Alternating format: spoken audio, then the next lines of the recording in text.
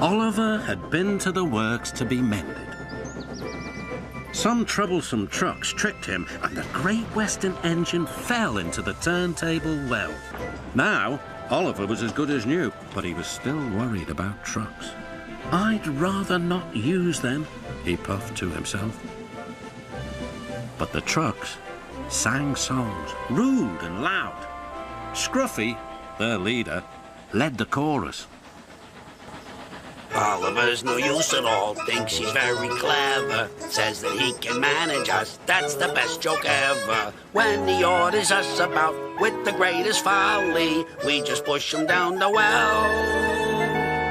Up goes old Ollie. Thomas, Duck and Percy were shocked. "Be quiet," they ordered. But they couldn't be everywhere, and everywhere they weren't, the trucks began again. Oliver's no use at all, thinks he's very clever, says that he can manage us, that's the best joke ever. At last the engines gave up. "We're sorry, Oliver," they said. "It's really my fault," said Oliver sadly. "I shouldn't have fallen in the turntable well." Toad the brake van felt sorry for Oliver too.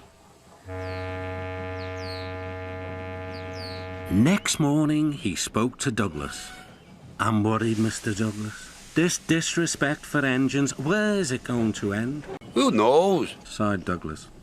"I've got a plan, Mr. Douglas. May I stay here today and help Mr. Oliver? We are both Great Western and must stand together." Certainly, Toad, replied Douglas and puffed away. Soon Toad was explaining his plan. Goodness gracious, Toad, I don't think you should suggest such a thing to Oliver. But Oliver interrupted. "No, Duck, Toad's right. It's really my fault. I must put this trouble right. I meant no disrespect, you understand." "Of course not, Toad. Anyway, Driver says the same, and he's arranged it with the station master." "Very well, Oliver," conceded Duck. But I must hurry. My passengers will be waiting. Good luck. Smiled Oliver bravely, but he felt dreadfully nervous inside. Oliver marshalled the worst trucks 2 by 2. "That's the way, Mr. Oliver," whispered Toad. "And if you leave that Scruffy till last, you'll have him behind you. Then you can bump him if he starts his nonsense."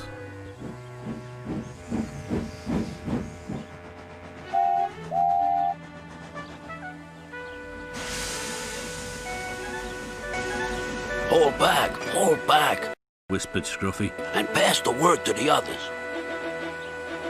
The silly trucks giggled. But Oliver knew what to do. There was plenty of sand on the rails and his wheels gripped splendidly. He gave a great heave. Oh! Groaned Scruffy. I don't like this. Go on. Yelled Duck. "Well done, boy, well done." Oh! Wailed Scruffy. I'm coming apart.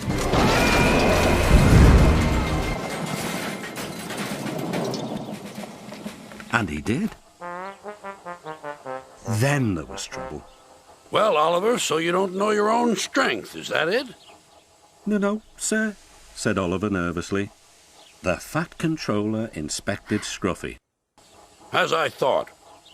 Rotten wood, rusty frames. Maybe if we put you back together, you'll earn yourself a better name.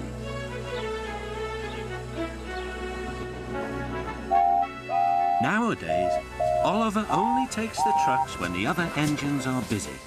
But they are always quick to warn each other. "Take care with Mr. Oliver. If you play tricks on him, you'll never be the same truck again." Scruffy has learned his lesson and says nothing at all.